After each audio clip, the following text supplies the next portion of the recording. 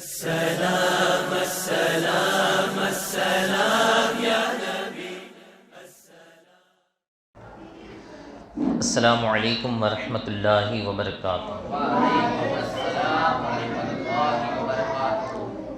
نحمدہ ونصلی ونسلم علی رسولہ الکریم، اما بعد فاعوذ باللہ من الشیطان الرجیم، بسم اللہ الرحمن الرحیم۔ لقد من اللہ علی المؤمنین اذ بعث فیہم رسولا، صدق اللہ مولانا العظیم وبلغنا رسولہ النبی الامین المکین الکریم، ونحن علی ذلک لمن الشاہدین والشاکرین والمطمئنین والحمد للہ رب العالمین۔ آئیے نہایت ہی ادب اور احترام کے ساتھ ساری کائنات کے رہبر عقیدت میرے اور آپ کے پیارے آقا جناب احمد مجتبی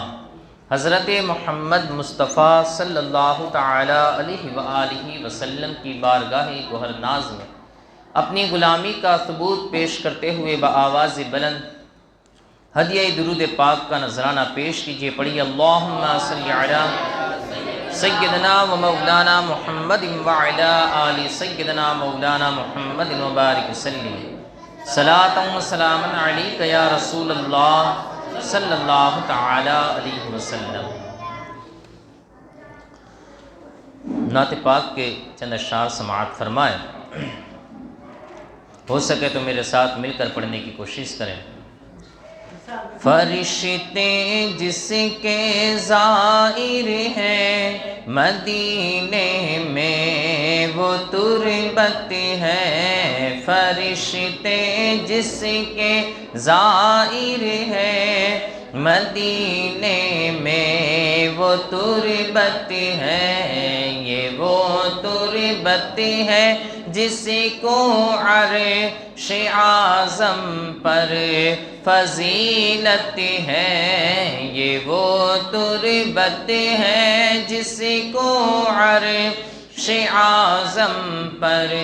فضیلت ہے۔ بلا دشت مدینہ کو چمن سے کوئی نسبت ہے، بھلا دشت مدینہ کو چمن سے کوئی نسبت ہے، مدینے کی فضا رش کے، مدینے کی فضا رش کے بہار باغ جنت ہے، فرشتے جس کے زائر ہے مدینے میں وہ تربت ہے، یہ وہ تربت ہے جس کو عرش اعظم پر فضیلت ہے۔ مدینہ گر سلامت ہے تو پھر سب کچھ سلامت ہے، مدینہ گر سلامت ہے تو پھر سب کچھ سلامت ہے۔ خدا رکھے مدینے کو، خدا رکھے مدینے کو، اسی کا دم غنیمت ہے، خدا رکھے مدینے کو، اسی کا دم غنیمت ہے۔ فرشتے جس کے زائر ہیں مدینے میں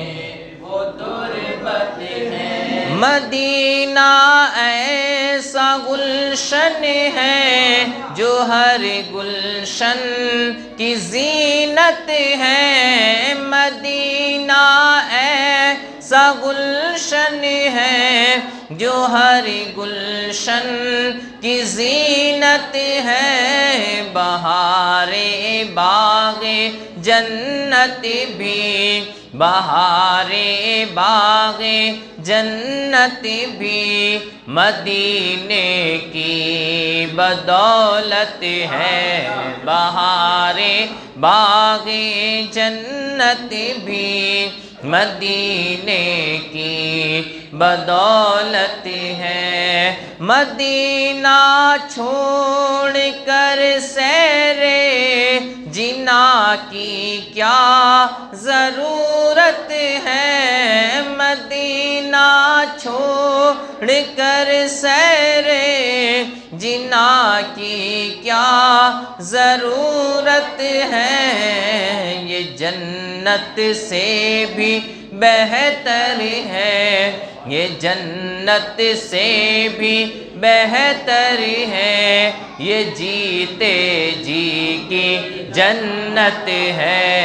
یہ جنت سے بھی بہتر ہے، یہ جیتے جی کی جنت ہے۔ فرشتے جس کے زائر ہے مدینے میں وہ تربت ہے، ہمیں کیا حق تعالیٰ کو مدینے سے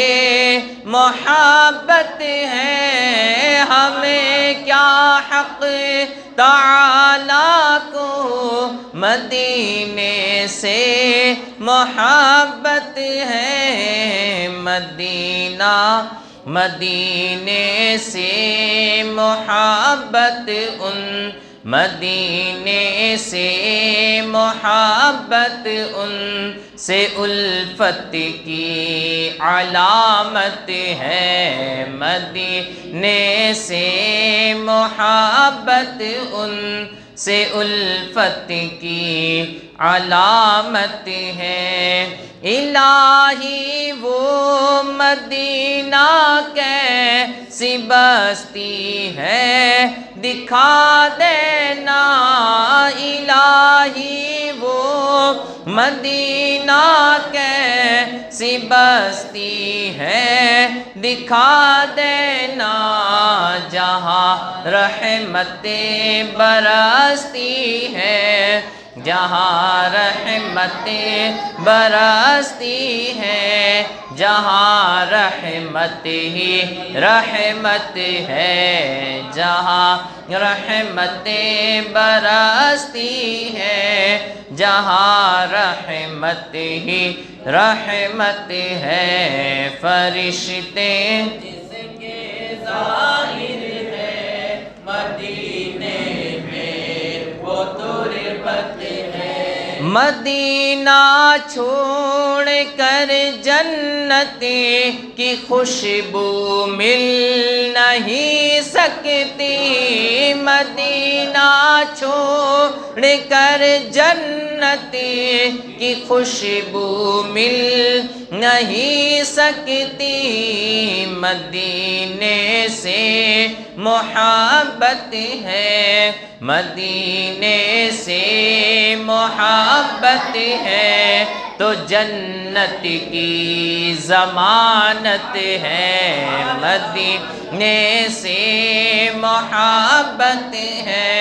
تو جنت کی ضمانت ہے۔ فرشتے جس کے زائر ہیں مدینے میں وہ تربت ہے، زمین پر وہ محمد ہے، وہ احمد آسمانوں میں، زمین پر وہ محمد ہے، وہ احمد آسمانوں میں، یہاں بھی ان کا چرچا ہے، یہاں بھی ان کا چرچا ہے، وہاں بھی ان کی مدحت ہے، یہاں بھی ان کا چرچا ہے، وہاں بھی ان کی مدحت ہے، فرشتے جس کے ظاہر ہے مدینے میں وہ تربت ہے، یہاں بھی ان کی چلتی ہے، وہاں بھی ان کی چلتی ہے، یہاں بھی ان کی چلتی ہے، وہاں بھی ان کی چلتی ہے، مدینہ راجدھانی ہے، مدینہ راجدھانی ہے، دو عالم پر حکومت ہے، مدینہ راجدھانی ہے، دو عالم پر حکومت ہے، غضب ہی کر دیا اختر مدینے سے چلے آئے، غضب ہی کر دیا اختر مدینے سے چلے آئے، یہ وہ جنت ہے جس کی عرش، یہ وہ جنت ہے جس کی عرش والوں کو بھی حسرت ہے، یہ وہ جنت ہے جس کی عرش والوں کو بھی حسرت ہے، مدینہ چھوڑ کر اختر بھلا کیوں جائے جنت کو، مدینہ چھوڑ کر اختر بھلا کیوں جائے جنت کو، یہ جنت کیا ہر ایک نعمت، یہ جنت کیا ہر ایک نعمت مدینے کی بدولت ہے، یہ جنت کیا ہر ایک نعمت مدینے کی بدولت ہے، فرشتے جس کے زائر ہیں مدینے میں وہ تربت ہے، یہ وہ تربت ہے جس کو عرش اعظم پر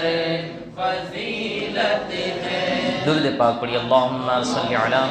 سیدنا و مولانا محمد وعلی آل سیدنا مولانا محمد مبارک وسلم،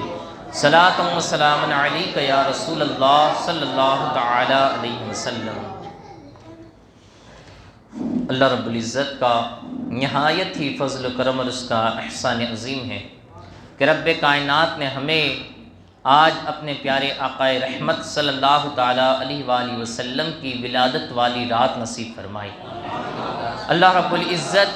اس رات میں، جو اس رات میں جتنی بھی نعمتیں، برکتیں، رحمتیں نازل ہوئی تھی،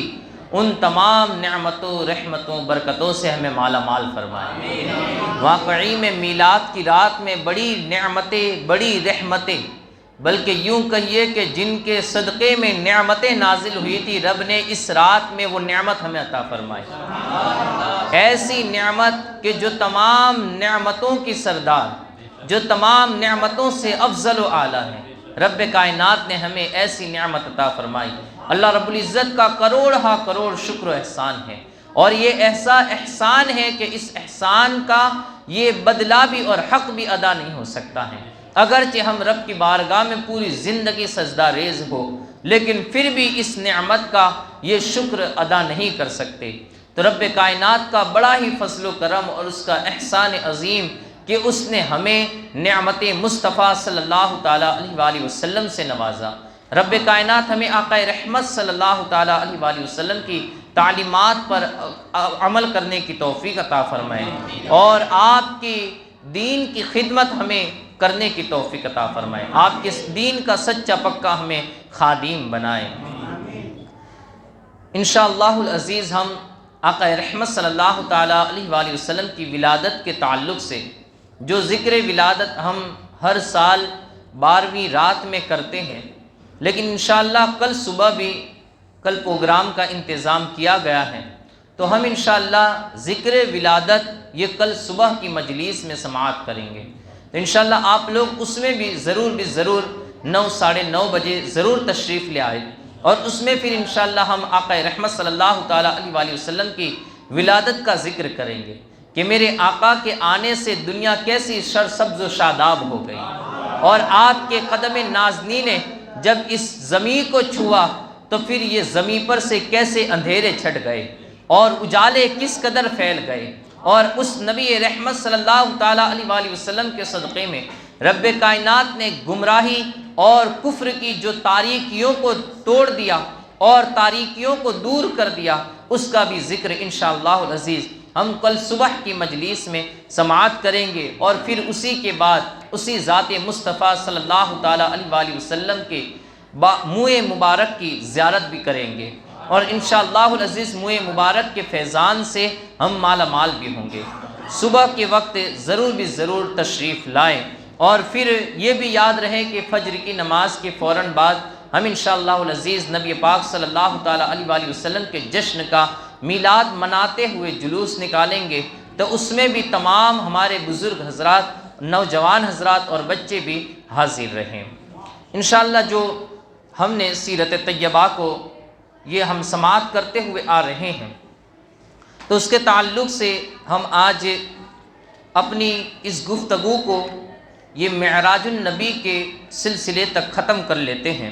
پھر انشاءاللہ اللہ رب العزت ہمیں سانسیں عطا فرمائے تو پھر سے مصطفیٰ کا ذکر اسی طریقے سے ہر سال کرتے رہیں گے، اور آقا رحمت صلی اللہ تعالیٰ علیہ وآلہ وسلم کی سیرت طیبہ کو سنیں گے، سنائیں گے، آپ کا ذکر کریں گے، کرائیں گے، اور رب کائنات کی بارگاہ میں دعا بھی کریں گے کہ رب کائنات ہماری نسلوں کو بھی میلادی بنائے، اور میلاد مصطفیٰ کرنے والا اور آقا رحمت صلی اللہ تعالیٰ علیہ وآلہ وسلم سے سچی پکی محبت کرنے والی ہمیں نسلیں عطا فرمائے۔ آقا رحمت صلی اللہ تعالیٰ علیہ وآلہ وسلم کی سیرت مبارکہ کے تعلق سے ہم نے سماعت کیا کہ نبی پاک صلی اللہ تعالیٰ علیہ وآلہ وسلم جب طائف کے مقام پر پہنچے اور وہاں کے لوگوں نے جو آپ کے ساتھ بڑی ہی بدتمیزی اور بد اخلاقی کا جب انہوں نے مظاہرہ کیا، اور آقا رحمت صلی اللہ تعالیٰ علیہ وآلہ وسلم پھر وہاں سے غمگین حالت کے اندر، مایوسی کی حالت کے اندر جب آپ مکۃ المکرمہ کی طرف واپس پلٹے اور مطعم بن عدی کی پناہ کو لیتے ہوئے آقا رحمت صلی اللہ تعالیٰ علیہ وآلہ وسلم مکۃ المکرمہ میں داخل ہوئے، اس کے بعد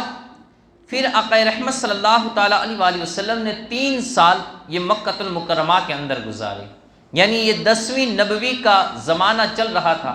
آقا رحمت صلی اللہ تعالیٰ علیہ وآلہ وسلم کے اعلان نبوت کرنے کے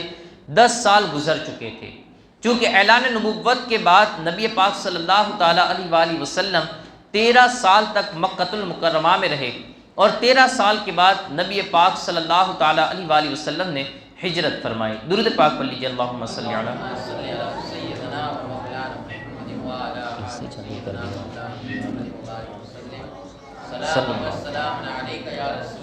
صلی اللہ تعالیٰ علیہ وسلم۔ تو نبی پاک صلی اللہ تعالیٰ علیہ وآلہ وسلم نے ہجرت کے 13 سال کے بعد 13 سال کے بعد آپ نے ہجرت فرمائی، اور ان 13 سالوں کے اندر کافر ہر طریقے سے ستاتے رہے۔ ہم نے 10 سالوں کے حالات تو سماعت کیے اور اپنی استطاعت کے مطابق اسے سماعت کیا، اس سے آگے بھی 3 سال تک نبی پاک صلی اللہ تعالیٰ علیہ وآلہ وسلم کو بڑا ہی ستایا گیا، لیکن اس کے باوجود بھی نبی رحمت صلی اللہ تعالیٰ علیہ وآلہ وسلم نے کسی طریقے سے تبلیغ دین کا جو فریضہ آپ کی ذمہ داری تھی اس میں کوئی بھی کمی نہیں آنے دی، بلکہ آپ سماعت کریں گے کہ آقا رحمت صلی اللہ تعالیٰ علیہ وآلہ وسلم نے کس طریقے سے اس دین کی خدمت کو انجام دیا۔ آپ ذرا ایک ہماری زندگی کا جائزہ لے لیجئے کہ اگر ہمیں یہاں سے کسی بات کو سن کر یا یہاں پر کوئی اعلان ایسا سنا ہم نے اعلان کہ جس اعلان کو ہمیں اپنے گھر والوں تک پہنچانا ہے یا اپنے گھر والوں تک کوئی دین کی بات پہنچانی ہے، اور وہ ایک ایسی بات ہے کہ جس بات کو آج تک کسی نے وہاں پر اور بار کے ماحول میں کسی نے سنا ہی نہیں، تو ہم میں سے ہر کوئی وہ بات کو کہنے سے پہلے ہچکچائے گا، اگرچہ وہ کوئی چھوٹی موٹی بات بھی ہو، لیکن اس کو بھی کہنے میں ہچکچائے گا کہ گھر والے کیا جواب دیں گے، جو سنے گا وہ کیا کہے گا، اور اس کا پھر جو سامنے جواب ہوگا تو وہ کس طریقے کا جواب ہوگا۔ تو ہماری حالت یہ ہے کہ ہم ایسی باتوں کو کرنے سے کترا جاتے ہیں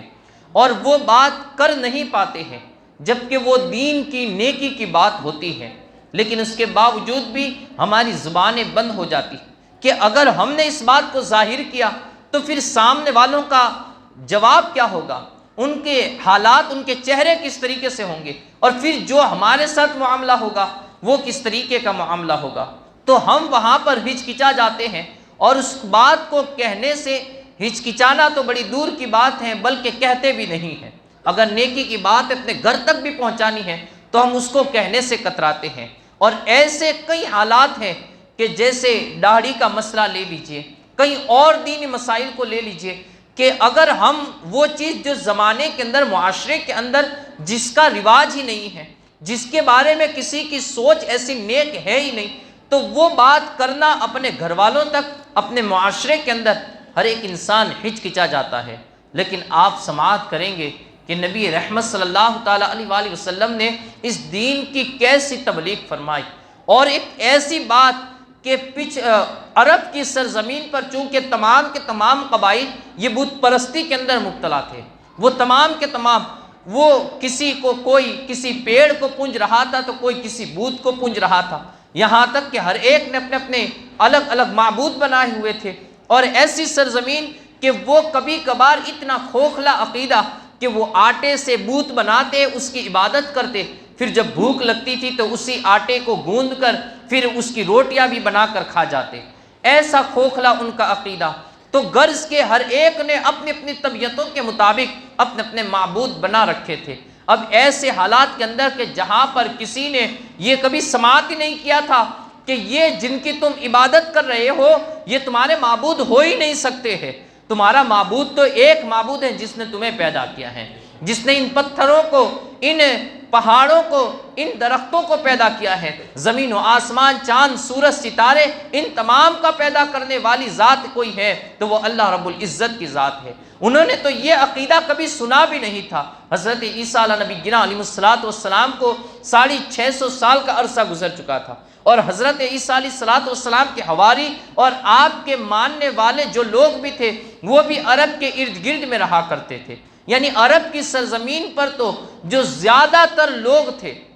کچھ عربی نصرانی تھے لیکن وہ بھی عرب کے کناروں پر آباد تھے، لیکن عرب کی جو وسط زمین تھی وہاں پر تو تمام کے تمام یہی قریش خاندان کے قبائل اور دوسرے عربی قبائل آباد تھے، اور وہ تمام کے تمام بت پرستی کے اندر مبتلا تھے۔ تو انہوں نے تو یہ عقیدہ کبھی سنا ہی نہیں تھا، اور ایسے کے اندر 650 سال کے بعد آواز گونجی اور کہا کہ قولو یا لا الہ الا اللہ تفلحو، اے لوگوں کہو اللہ کے سوا کوئی معبود نہیں، کامیاب ہو جاؤ گے۔ اور یہ کیسی آواز تھی کہ جس نے صرف اپنے گھر کے اندر کھڑے ہو کر اعلان نہ کیا، کسی پہاڑ پر کھڑے ہو کر اعلان نہ کیا، یہ آواز گونجی تو تھی ایک پہاڑ کے اوپر سے، لیکن پھر اس نے ایسا رنگ دکھانا شروع کیا کہ یہ گھر گھر کے اندر بھی پہنچ رہے ہیں اور کہہ رہے ہیں قولوا لا الہ الا اللہ تفلحوا۔ کبھی بازار لگے تو دکان والوں کے پاس، ہر دکاندار کے پاس، ہر خریدار کے دامن کو پکڑ کے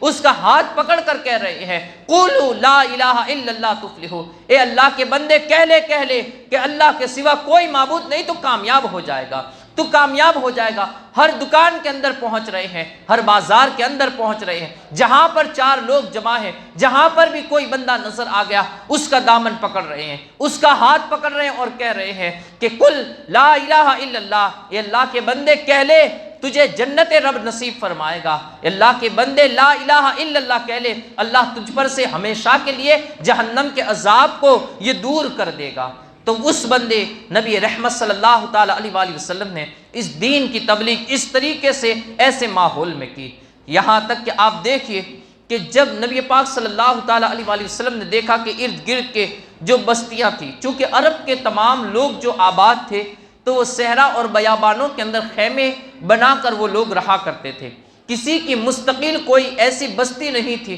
کہ جہاں پر وہ ہمیشہ کے لیے آباد ہوں۔ صرف 2 بستیاں ایسی مانی جانی تھی کہ جہاں پر لوگوں نے اپنے مکانات بنائے تھے اور وہ ہمیشہ وہاں پر آباد تھے، ان میں سے ایک مکہ المکرمہ تھا اور دوسری طائف کی سرزمین تھی، اور پھر اس کے ارد گرد جتنے بھی دوسرے قبائل تھے تو وہ ہمیشہ سفر میں رہا کرتے تھے، کبھی یہاں پر ان کا پڑاؤ تو کبھی کسی اور جگہ پر ان کا پڑاؤ، اور اس طریقے سے ان کی زندگیاں کٹتی رہتی تھی۔ لیکن مکہ المکرمہ کے ارد گرد یہی 2 بستیاں مانی جانی تھی کہ جو مستقل طور پر کئی نسلوں سے اسی طریقے سے پڑاؤ میں موجود تھی۔ اب نبی پاک صلی اللہ تعالیٰ علیہ وآلہ وسلم نے ان دونوں بستیوں کے اندر اللہ کے دین کی تبلیغ کا فریضہ انجام دیا، لیکن دونوں ہی سے مایوسی کے آپ شکار ہوئے اور آخر کار غمگین اس طریقے سے ہوئے کہ اب کوئی بستی یا کوئی ایسی چیز نہیں تھی کہ جہاں پر جا کر آقا رحمت صلی اللہ تعالیٰ علیہ وآلہ وسلم یہ اللہ کے دین کی تبلیغ فرماتے۔ اب نبی پاک صلی اللہ تعالیٰ علیہ وآلہ وسلم نے اس طریقے سے یہ طریقہ آپ نے اپنایا کہ جب حج کا موسم آتا اور ارد گرد کے تمام قبیلے کے بڑے بڑے لوگ اور دوسرے لوگ جب خانہ کعبہ کا حج ادا کرنے کے لیے آتے تو آقا رحمت صلی اللہ تعالیٰ علیہ وآلہ وسلم ان قبیلوں کے تمام خیموں کے اندر پہنچتے، عرفات کے میدان کے اندر ہر قبیلے والے اپنے اپنے تمام لوگوں کے ساتھ الگ جگہ پر خیمے نصب کرتے، آقا رحمت صلی اللہ تعالیٰ علیہ وآلہ وسلم ہر خیمے کے اندر پہنچتے اور ان قبیلے والوں کو جمع کر کے یا پھر جو بھی بندہ ملتا اس سے کہتے ہیں یا بنی فلاں انی رسول اللہ علیکم، اے اللہ کے بندے، اے فلاں شخص سے میں تمہاری طرف اللہ کا رسول بن کر تشریف لایا ہوں، آمرکم ان تعبدوا اللہ ولا تشرکوا بہ شیئا، کہا میں تمہیں حکم دیتا ہوں کہ اللہ کی عبادت کرو، اس کے ساتھ کسی کو بھی شریک نہ کرو، ان تخلعوا ما تعبدون من دونه من هذه الانداد وان تؤمنوا بي وان تصدقوا بي وتمنعوني حتى ابين عن الله ما بعثني به، کہا کہ اللہ کے ساتھ کسی کو شریک نہ ٹھہراؤ، اللہ تعالیٰ کے سوا جن بتوں کی تم عبادت کرتے ہو اور ان کی بندگی کرتے ہو تو ان کی بندگی کا توق اپنے گلے سے نکال دو، ان کی عبادت نہ کرو اور مجھ پر ایمان لاؤ، میری تصدیق کرو اور کفار کی دست درازیوں، ان کے ظلم و ستم کے بیچ میں میرے لیے رکاوٹ بن جاؤ، میرا دفاع کرو کہ میں تمہیں وضاحت سے بتا سکوں کہ اللہ رب العزت نے تم تک مجھے کس حکم کو پہنچانے کا حکم دیا ہے، اور اللہ رب العزت نے تمہاری طرف جو مجھے مبعوث کیا ہے تو کس وجہ سے مبعوث کیا ہے، میں اللہ کے پیغام کو تم تک پہنچا سکوں۔ کہا کہ یہ جو کفار مجھے ستا رہے ہیں اور تم تک اپنی بات پہنچانے نہیں دے رہے ہیں تو اس کے بیچ میں دفاع کرو میرا، ان لوگوں کو روکو تاکہ میں اللہ کے حکم کو تم تک پہنچا سکوں۔ آقا رحمت صلی اللہ تعالیٰ علیہ وآلہ وسلم جب بھی کہیں پر تقریر کرنے، آپ خطبہ دینے کے لیے کھڑے ہوتے تو پیچھے سے وہاں پر ربیعہ جو اس روایت کے راوی ہے وہ کہتے ہیں کہ ایک شخص وہاں پر بھینگا پیچھے ہوتا تھا اور وہ اس کا چہرہ تو بڑا چمکدار تھا، اس کی زلفیں یہ اس کے سینے تک لٹکی ہوئی ہوتی تھی، لیکن وہ وہاں پر نبی پاک صلی اللہ تعالیٰ علیہ وآلہ وسلم کے اوپر مٹی اڑاتا اور کہتا کہ اے لوگو اس کی بات میں نہ آنا، یہ تمہارے معبودوں سے تمہیں گمراہ کر دے گا، جن کی عبادت تمہارے آباء و اجداد کرتے ہوئے آئے ہیں، یہ اس سے تمہیں گمراہ کر دے گا اور ایک الگ راہ پر لے چلے گا، تم خدا اپنے خداؤں لات و عزا منات سے مخالفت مت کرنا، یہ شخص جھوٹا ہے، یہ ہماری قوم کا ہے، معاذ اللہ رب العالمین، یہ ہماری قوم کا ہے، لیکن اس کی بات میں نہ آنا، یہ بڑا جادوگر ہے، اس کی آواز سنو گے تو تم پر جادو کا اثر ہو جائے گا۔ کہتے ہیں کہ میں نے اپنے چچا سے پوچھا، کہا کہ یہ بندہ کون ہے جو ان کے پیچھے پڑا ہوا ہے؟ کہا کہ اس کا نام عبد العزیٰ ہے، اس کی کنیت ابو لہب ہے، یہ ان کا چچا ہے لیکن ان کی مخالفت پر اترا ہوا ہے۔ تو کہتے ہیں کہ ابو لہب، ابو جہل اور دوسرے بڑے بڑے کافر یہ نبی پاک صلی اللہ تعالیٰ علیہ وآلہ وسلم کا پیچھا ہرگز نہ چھوڑتے تھے، لیکن اس کے باوجود بھی نبی پاک صلی اللہ تعالیٰ علیہ وآلہ وسلم ایک ایک قبیلے کے سردار کے پاس پہنچتے، قبیلے والوں کو جمع کرتے اور ان کے سامنے اپنی بات کو رکھتے، لیکن کہتے ہیں کہ کوئی بھی قبیلے والا یہ آپ کی بات کو نہیں مانتا تھا، یہاں تک کہ نبی پاک صلی اللہ تعالیٰ علیہ وآلہ وسلم قبیلہ بنی کندہ، قبیلہ بنی کلب، قبیلہ بنی عبداللہ اور دیگر قبائل کے پاس یہ پہنچتے اور ان کے درمیان اپنی بات کو رکھتے، لیکن ان میں سے کوئی بھی نبی پاک صلی اللہ تعالیٰ علیہ وآلہ وسلم کی بات کو یہ تسلیم نہ کرتا۔ نبی پاک صلی اللہ تعالیٰ علیہ وآلہ وسلم کو وہ بدترین جواب دیتے، لیکن اس کے باوجود بھی آقا رحمت صلی اللہ تعالیٰ علیہ وآلہ وسلم ان سے حلم اور بردباری کا اظہار فرماتے اور انہیں کوئی بھی جواب نہ دیتے۔ وہاں سے اٹھ کر پھر کسی اور قبیلے کے سردار کے پاس پہنچتے اور وہاں جا کر پھر انہیں سمجھاتے۔ قبیلہ بنی حنیفہ کہ وہ قبیلہ کے جس قبیلے کے اندر بعد میں جا کر آقا رحمت صلی اللہ تعالیٰ علیہ وآلہ وسلم آقا رحمت صلی اللہ تعالیٰ علیہ وآلہ وسلم کے آخری زندگی کے سال میں آپ پر وہ مسلمۃ الکذاب جو پیدا ہوا اور جس نے جھوٹا نبوت کا دعویٰ کیا، وہ شخص کا قبیلہ بنی حنیفہ، نبی پاک صلی اللہ تعالیٰ علیہ وآلہ وسلم اس کے بھی پاس پہنچے اور وہاں پر ان لوگوں کو بھی اللہ کے دین کی دعوت دی، لیکن ان میں سے تمام لوگوں نے نبی پاک صلی اللہ تعالیٰ علیہ وآلہ وسلم کی مخالفت کی۔ یہ وہی قبیلہ تھا کہ بعد میں جا کر حضرت سیدنا ابو بکر صدیق رضی اللہ تعالیٰ عنہ نے حضرت خالد بن ولید کو بھیجا اور پھر ان کے ساتھ جنگ ہوئی اور ان کا جو سردار مسلمۃ الکذاب تھا جس نے جھوٹا نبوت کا دعویٰ کیا تھا وہ بھی مارا گیا۔ تو الغرض نبی رحمت صلی اللہ تعالیٰ علیہ وآلہ وسلم ایک ایک قبیلے کے پاس پہنچتے، ان کے خیموں میں جاتے اور ان سے کہتے کہ میرے حکم کو مان لو، میری بات کو تسلیم کر لو اور اللہ کے دین کی اطاعت کر لو اور اللہ کے سوا کسی کو بھی اپنا معبود نہ مانو، اپنا معبود، تمہارا معبود یہ اللہ رب العزت ہی ہے، اس کے علاوہ کسی کی بھی عبادت نہ کرو۔ یہاں تک کہ بتایا جاتا ہے کہ قبیلہ بنی عامر کے پاس آقا رحمت صلی اللہ تعالیٰ علیہ وآلہ وسلم پہنچے تو وہاں ایک شخص تھا، نبی پاک صلی اللہ تعالیٰ علیہ وآلہ وسلم نے جب ان کو اللہ کے دین کی دعوت دی تو ان میں سے ایک شخص تھا جس کا نام بحرا بن فراس تھا۔ یہ لوگ جان بھی چکے تھے کہ یہ اللہ کے نبی ہے، کیونکہ آقا رحمت صلی اللہ تعالیٰ علیہ وآلہ وسلم سے قدم قدم پر اس قدر معجزات کا ظہور ہوتا تھا کہ ہر کوئی آپ کو پہچان جاتا تھا کہ واقعی میں یہ اللہ کے نبی ہے۔ قدم قدم پر اس طریقے سے معجزات کا ظہور ہوتا تھا۔ انشاءاللہ آپ آگے سماعت کریں گے۔ تو اس شخص نے کہا کہ اے میری قوم کے لوگوں، اس بندے کو ہمارے لیے اپنا لو اور ہم اس کو اپنے قبیلے میں لے جاتے ہیں۔ اگر ہم نے اس کی بات آج مان لی اور اس پر تسلط حاصل کر لیا اور کل یہ ان کے انتقال کے بعد اگر یہ تمام عرب کے اوپر غالب آ گئے تو ہم لوگ پورے عرب کے سردار بن جائیں گے اور ہمارے لیے یہ پورے عرب کی حکمرانی ہمارا نصیبہ بن جائے گی۔ کہتے ہیں کہ اس شخص نے کہا واللہ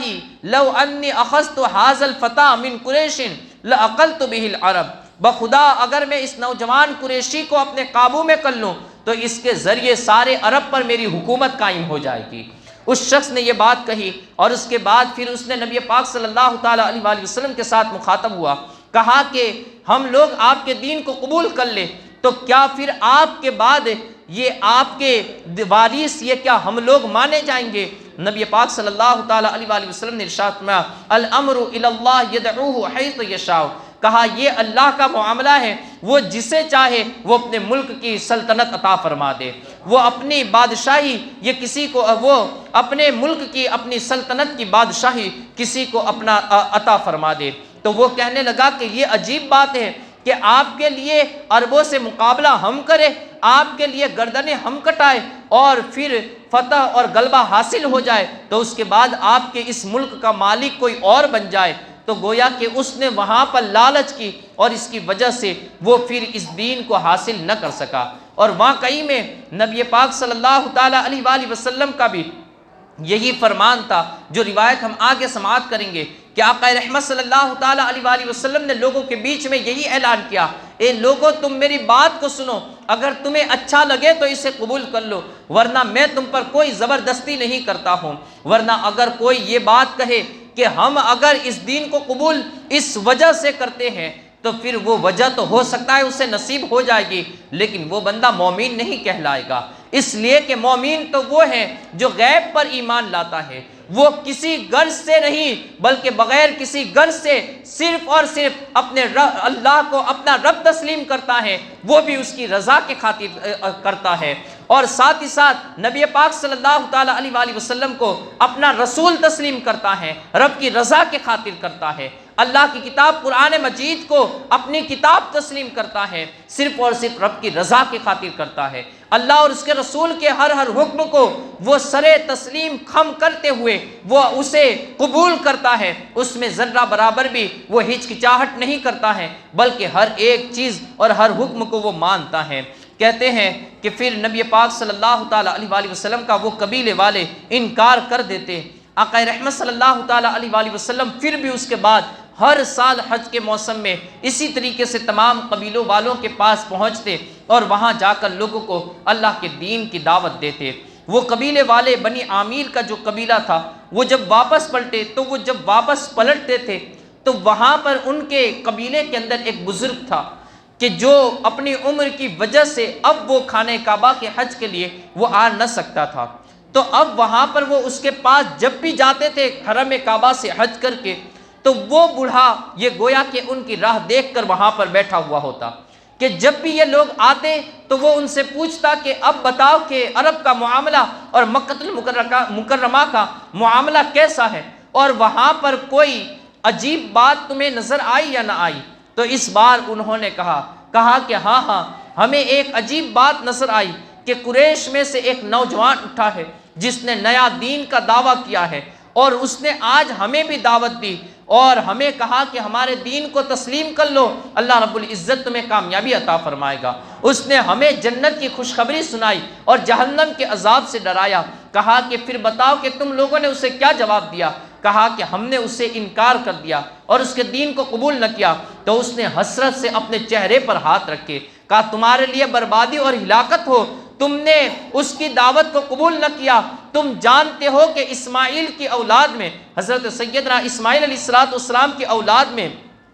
کسی نے بھی نبوت کا جھوٹا دعویٰ نہیں کیا ہے، حالانکہ وہ نبیوں کی نسل ہے، لیکن اس کے باوجود بھی آج تک کسی نے ایسا دعویٰ نہیں کیا ہے۔ اگر وہ دعویٰ کرتے ہیں تو گویا کہ وہ سچ ہی بولتے ہیں، اگر وہ دعویٰ کرتے ہیں تو ان کی بات کے اندر سچائی ہے، وہ واقعی میں اللہ کے نبی ہیں۔ کیا تمہاری عقل اے بنو عامر، کیا تمہاری عقل یہ چرنے کے لیے گئی ہوئی تھی کہ جس میں تم نے ان کی نبوت کو تسلیم نہ کیا اور ان کی دعوت کو قبول نہ کیا؟ وہ بوڑھا اس طریقے سے جواب دیتا ہوا وہاں سے اٹھ کر چل دیا۔ اب حج کا موسم پھر سے آتا اور نبی پاک صلی اللہ تعالیٰ علیہ وآلہ وسلم اسی طریقے سے لوگوں کے بیچ میں تبلیغ فرماتے، لیکن تمام لوگوں کا ایک ہی جواب ہوتا کہ قوم الرجل رجل اعلم به اترون ان رجلا یصلحنا وقد افسد قومه ولفظه، کہتے کہ یعنی اس شخص کی قوم اس کے حالات سے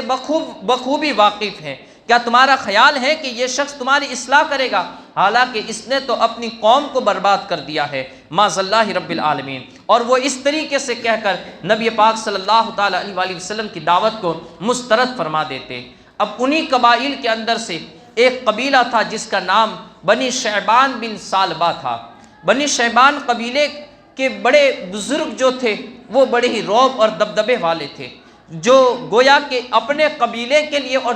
دیگر لوگوں کے لیے ایک مشائخ کی حیثیت اور بزرگ کی حیثیت رکھتے تھے۔ ان میں سے 4 بڑے ان کے جو سردار تھے جو الگ الگ منصبوں پر فائز تھے اس قبیلے کے، ان میں سے ایک کا نام مفروق بن عمرو تھا، دوسرے کا نام حانی بن قبیصہ، تیسرے مسنا بن حارثہ اور چوتھے نعمان بن شریک ہیں۔ یہ چاروں اس قبیلے کے سردار تھے۔ حضرت سیدنا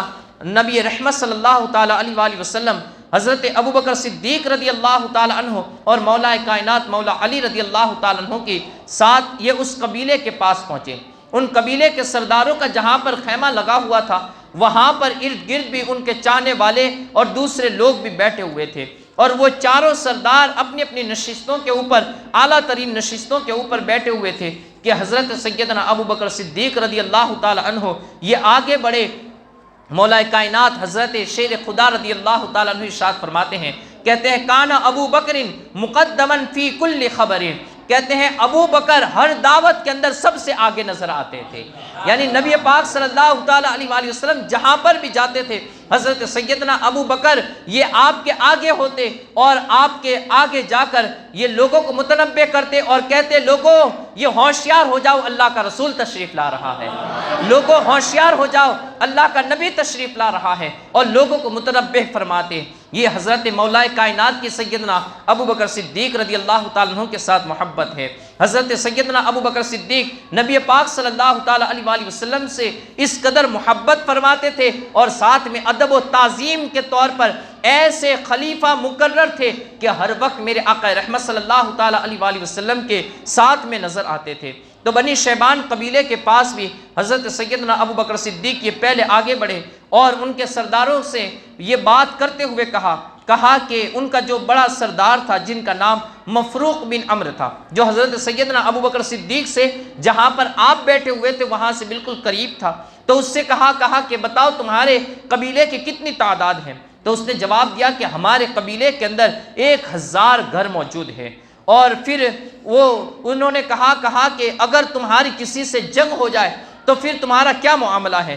کہا کہ آپ جان ہی سکتے ہو کہ ہم عرب ہیں اور عرب کے 1000 گھر کے اندر سے اگر ایک بھی سپاہی نکل جائے اور اگر ہم غیظ و غضب میں آ جائے تو کہتے ہیں ہم بستیوں کو الٹ کر رکھ دیتے ہیں اور ہر ایک کو ہلاک کو برباد کر کے رکھ دیتے ہیں اور دشمن کو یہ تہہ تیگ کر دیتے ہیں۔ حضرت سیدنا ابو بکر صدیق رضی اللہ تعالی عنہ نے جب یہ سوال کیا کہ جنگ کی حالت کیا ہوتی ہے تو کہتے ہیں کہ ہم اپنے گھوڑوں کو اپنی اولاد پر بھی یہ فوقیت دیتے ہیں اور ہم اپنے اسلحے اور سامان حرب کو اپنی اونٹنیوں پر فضیلت دیتے ہیں، یعنی پھر ہم کسی بھی چیز کی پرواہ نہیں کرتے ہیں اور اس طریقے سے جنگ کے میدان میں بغیر پیچھے دیکھے ہوئے ہم اتر جاتے ہیں،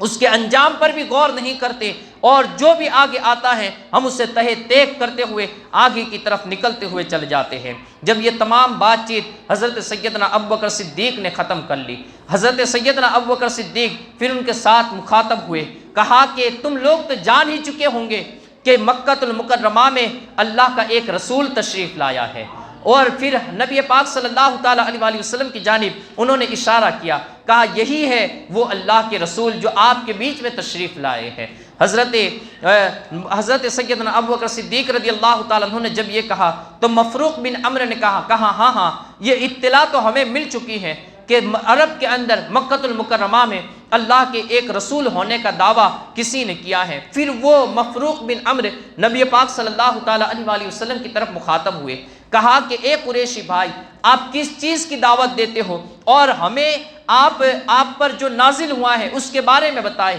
کہ آپ نے کس چیز کی دعوت دی ہے۔ نبی پاک صلی اللہ تعالیٰ علیہ وآلہ وسلم نے اپنے بیان شروع کیا، کہا کہ میں تمہیں دعوت دیتا ہوں اللہ کو ایک ماننے کی، کہ تم اللہ کے ساتھ کسی کو بھی شریک نہ ٹھہراؤ اور اللہ ہی کو اپنا خدا تسلیم کرو۔ اور پھر نبی پاک صلی اللہ تعالیٰ علیہ وآلہ وسلم نے سورہ انعام کی ان آیتوں کی تلاوت فرمایا قل تعالوا اتل ما حرم ربکم علیکم الا تشرکوا به شیئا وبالوالدین احسانا ولا تقتلوا اولادکم من املاق نحن نرزقکم وإیاہم ولا تقربوا الفواحش ما ظہر منها وما بطن، یہاں تک کہ آپ نے 3-4 آیتوں کی یا اس پورے رکوع کی تلاوت فرمائی۔ کہتے ہیں کہ وہ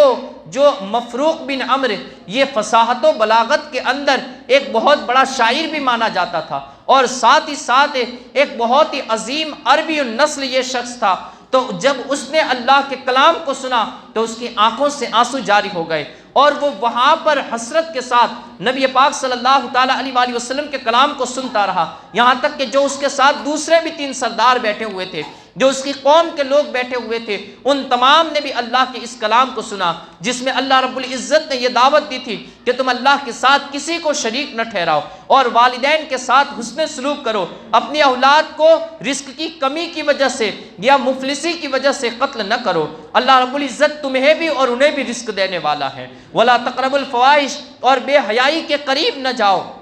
ظاہری طور پر بھی باطنی طور پر بھی، اور کسی جان کو جو اللہ نے حرام ٹھہرائی ہے اسے قتل نہ کرو۔ یہ تمام تعلیمات جب نبی پاک صلی اللہ تعالیٰ علیہ وآلہ وسلم نے قرآنی انداز کے اندر تلاوت قرآن کے طور پر جب ان کے سامنے رکھی تو ان کی آنکھوں سے آنسو جاری ہو گئے، اور وہ حیران اور سسردہ رہ گئے کہ یہ کیسا کلام ہے۔ عربی تو ہم بھی ہیں، اور عرب کے اندر بھی فصیح اور بلاغت کے اندر بھی ہمارا ایک الگ مقام ہے، لیکن اس کے باوجود یہ کیسا کلام ہے۔ وہ سنتے رہے سنتے رہے۔ نبی پاک صلی اللہ تعالیٰ علیہ وآلہ وسلم نے جب کلام کو ختم فرمایا، آپ نے تلاوت ختم فرمائی، تو انہوں نے کہا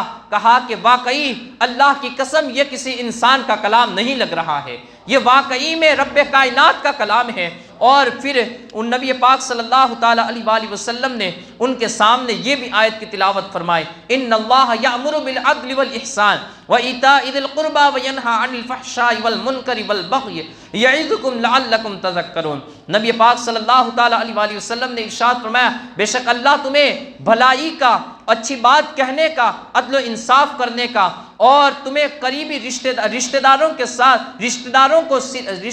کے ساتھ صلہ رحمی کرنے، ان کو دینے کا حکم دیتا ہے، اور تمہیں روکتا ہے بے حیائی سے، بری بات سے اور سرکشی سے روکتا ہے۔ کہا جب یہ نبی پاک صلی اللہ تعالیٰ علیہ وآلہ وسلم نے تلاوت فرمائی تو وہ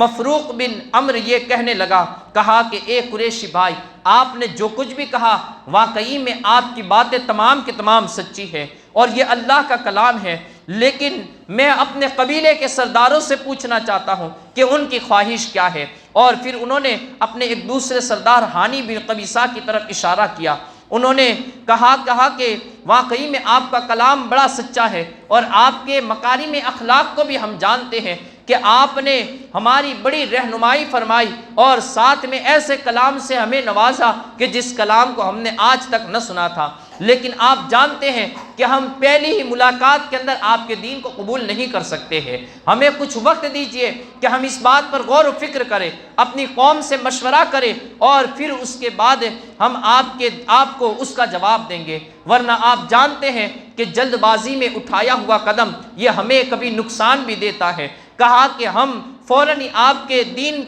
دین میں داخل تو نہیں ہو سکتے ہیں، ہمیں وقت دیجئے کہ ہم اپنے بڑوں سے، ہم اپنی قوم سے مشورہ کریں۔ پھر انہوں نے اپنے ایک دوسرے سردار مسنا کی طرف اشارہ کیا، تو اس نے بھی کہا کہ ہاں میرے بھائی نے جو بات کہی ہے وہ صحیح ہے کہ ہمیں کچھ وقت دیا جائے، ہم دو پانیوں کے بیچ میں رہنے والی قوم ہے، ہمارے ایک طرف یمامہ ہے اور دوسری طرف سماوا ہے۔ کہا کہ ہم وہاں جائیں گے، ہم اپنی قوم سے ملاقات کریں گے اور ان کے سامنے یہ بات رکھیں گے۔ نبی پاک صلی اللہ تعالیٰ علیہ وآلہ وسلم نے پھر وہاں پر ان کو غیب کی ایک خبر بھی عطا فرمائی، کہا کہ کیا تمہارا اور نصرانیوں کا جو معاملہ ہے، ایرانیوں کے ساتھ بنی شیبان جو قبیلہ تھا اس کی ایرانیوں کے ساتھ کئی وقت سے یہ جنگ چلی آ رہی تھی، تو نبی پاک صلی اللہ تعالیٰ علیہ وآلہ وسلم نے ارشاد فرمایا، کہا کہ کیا تم جانتے ہو کہ تم ایرانیوں کے اوپر یہ آئندہ سال غالب آ جاؤ گے؟ جب بنی شیبان قبیلے کے سرداروں نے یہ بات سنی تو مفروق بن عمر یہ خوشی کے ساتھ بول اٹھا، کہا کہ اگر آپ کی بتائی ہوئی یہ خبر سچ ثابت ہوئی تو میں آپ پر بغیر کسی ہچکچاہٹ کے میں آپ کے دین کو قبول کر لوں گا، آپ کی بات کو تسلیم کر لوں گا۔ نبی پاک صلی اللہ تعالیٰ علیہ وآلہ وسلم نے وہاں سے پھر یہ بات کہتے ہوئے اور یہ آیت مبارکہ کی تلاوت کرتے ہوئے آپ کھڑے ہو گئے، فرمایا انا ارسلناک شاہدا ومبشرا ونذیرا وداعیا الی اللہ باذنہ وسراجا منیرا، کہا کہ بے شک اللہ نے تمہاری طرف ایک گواہی دینے والا، ایک خوشخبری دینے والا، ایک ڈرانے والا، اور اللہ کی طرف اللہ کے دین کی دعوت دینے والا سراجا منیرا ایک رسول بھیجا ہے، ایک چہرہ جو روشن بھی ہے دوسروں کو روشن کرنے والا ہے، ایسا رسول تمہیں عطا فرمایا ہے۔ یہ کہتے ہوئے نبی پاک صلی اللہ تعالیٰ علیہ وآلہ وسلم وہاں سے اٹھے، حضرت سیدنا ابوبکر صدیق اور حضرت مولا کائنات بھی کھڑے ہوئے اور پھر وہاں سے چل دیے۔ حضرت مولا کائنات کہتے ہیں کہ کچھ ہی وقت گزرا تھا کہ رب کائنات نے پھر بنی شیبان قبیلے کو ایران کے عیسائیوں کے سامنے وہاں پر اس طریقے سے انہیں فتح عطا فرمائی کہ وہ قبیلے کے لوگ جنگ میں لڑ بھی رہے تھے اور نبی پاک صلی اللہ تعالیٰ علیہ وآلہ وسلم کے نعرے بھی بلند فرما رہے تھے۔ وہ کفر کی حالت میں تھے، لیکن کہہ رہے تھے کہ لما تحاربوا وفارس التقوا معهم اقرا جعل اشعارهم اسم محمد صلی اللہ تعالی علیہ وآلہ وسلم فنصروا بذلك وقد دخلوا بعد ذلك في الاسلام۔ کہتے ہیں کہ وہ میدان جنگ میں اپنی تلواریں اپنے ہاتھوں سے چلا بھی رہے تھے اور اپنی زبان سے یا محمد کی صدائیں بھی لگا رہے تھے۔ گویا کہ آقا رحمت صلی اللہ تعالی علیہ وآلہ وسلم کے نام کی وہ برکت تھی، انہوں نے اپنی زبانوں میں نام پکارا ہوگا۔ حدیث مبارکہ سے ہم استدلال کرتے ہوئے چلے تو گویا ہمیں عقیدہ نصیب ہو رہا ہے کہ مصیبت کے وقت یا رسول اللہ پکارنا یہ بھی ہمیں دین اسلام نے عطا فرمایا ہے، اور جب بھی کوئی مصیبت کے وقت میں یا رسول اللہ کا نعرے کو بلند کرتا ہے، رب کائنات اس کی مصیبتوں کو ٹال دیتا ہے، اسے مصیبتوں کے اندر آسانیاں نصیب ہو جاتی ہے۔ کہتے ہیں کہ انہوں نے نبی پاک صلی اللہ تعالی علیہ وآلہ وسلم کے نام کو پکارا اور رب کائنات نے انہیں فتح عطا فرمائی، اور اس کے بعد وہ پورا قبیلہ یہ دین اسلام کے اندر داخل ہو گیا۔ اسی طریقے سے بنی عبس قبیلہ بھی یہ بھی عرب کے قبائل میں سے ایک قبیلہ تھا، اس کا جو ایک سردار تھا میسرہ بن مسروق العبسی۔ میسرہ بن مسروق العبسی اس قبیلے کا ایک شخص تھا۔ جب نبی پاک صلی اللہ تعالی علیہ وآلہ وسلم نے ان لوگوں کو دعوت دی، آقا رحمت صلی اللہ تعالی علیہ وآلہ وسلم اس قبیلے کی طرف اپنی اونٹنی پر سوار ہو کر پہنچے تھے، اور اپنے پیچھے حضرت زید بن حارثہ رضی اللہ تعالی عنہ کو آپ نے بٹھایا ہوا تھا۔ آقا رحمت صلی اللہ تعالی علیہ وآلہ وسلم نے جب انہیں اللہ کے دین کی دعوت دی تو میسرہ بن مسروق العبسی یہ وہاں پر موجود تھے۔ انہوں نے کہا کہ اگر ہم اس شخص کی تصدیق کر لیں اور انہیں اپنے ساتھ لے جا کر اپنے قبیلے میں آباد کر لیں تو پھر یاد رکھو یہ ہمارے لیے بڑی عقل مندی کی بات ہوگی، اور میں اللہ کی قسم کھا کر کہتا ہوں کہ ان کا دین یہ تمام دینوں پر غالب آ جائے گا، اور اللہ رب العزت تمام پوری دنیا پر ان کے دین کو غلبہ عطا فرمائے گا۔ نبی پاک صلی اللہ تعالی علیہ وآلہ وسلم ارشاد فرماتے ہیں کہ آپ کو میسرہ بن مسروق کی یہ بات سے اس طریقے کا یہ لگا کہ یہ بندہ ایمان لے آئے گا۔ نبی پاک صلی اللہ تعالی علیہ وآلہ وسلم اس کے ساتھ مخاطب ہوئے اور کہا اپنے دین کی دعوت اسے تنہائی میں فردی طور پر دی۔ تو وہ بندے نے کہا، میسرہ بن مسروق نے کہا کہ میں اپنی قوم کی تنہا مخالفت نہیں کر سکتا، اگر میری قوم بھی ایمان لے آئے تو میں بھی ایمان لے آؤں گا۔ کہتے ہیں کہ انہوں نے یہ کہتے ہوئے نبی پاک صلی اللہ تعالی علیہ وآلہ وسلم کی دعوت کو مسترد کر دیا۔ لیکن کہتے ہیں کہ جب ہم واپس پلٹے حج کعبہ کے بعد تو راستے کے اندر ہمیں یہود کی بستی نظر آئی۔ میں نے اپنے قبیلے والوں سے کہا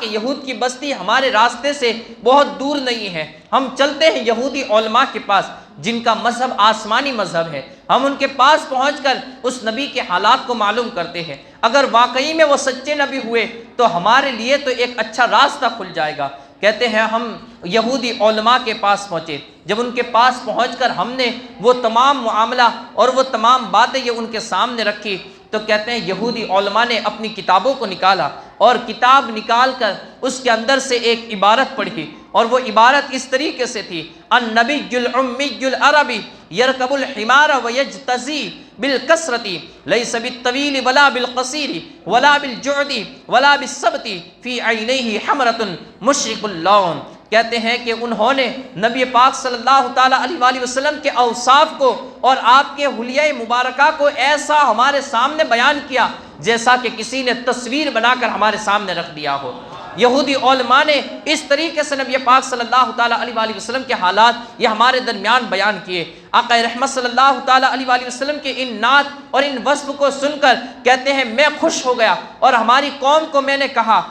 کہ خوش ہو جاؤ، اللہ رب العزت نے ہمارے لیے تو راستے کو آسان کر دیا ہے، چلو چل کر اس نبی کے دین کو قبول کر لیتے ہیں۔ لیکن کہتے ہیں میری قوم نے میری مخالفت کی اور وہ لوگوں نے دین اسلام کو قبول کرنے سے انکار کر دیا۔ پھر میں اسی طریقے سے اپنی قوم کے اندر اپنی بستی کے اندر رہا یہاں تک کہ حجۃ الوداع کا موقع آیا۔ نبی پاک صلی اللہ تعالی علیہ وآلہ وسلم نے آخری حج کے لیے جب تشریف لے گئے اور آپ اپنی اونٹنی پر بیٹھے ہوئے جب یہ اعلان کر رہے تھے اور اپنے دین کا ایک خطبہ دے رہے تھے تو کہتے ہیں اس وقت میں آگے بڑھا اور آقا رحمت صلی اللہ تعالی علیہ وآلہ وسلم نے مجھے پہچان لیا۔ مینا کی وادیوں کے اندر میں نے نبی پاک صلی اللہ تعالی علیہ وآلہ وسلم کے ہاتھ پر یہ دین کو قبول کیا۔ کہتے ہیں اس وقت میں نے آقا رحمت صلی اللہ تعالی علیہ وآلہ وسلم کی بارگاہ میں عرض کی کہا یا رسول اللہ صلی اللہ تعالیٰ علیہ وآلہ وسلم، میری قوم کے اکثر لوگ وہ تھے جو اس وقت تو آپ کے پاس حاضر تھے لیکن اب موجود نہیں ہیں، وہ انتقال کر گئے ہیں۔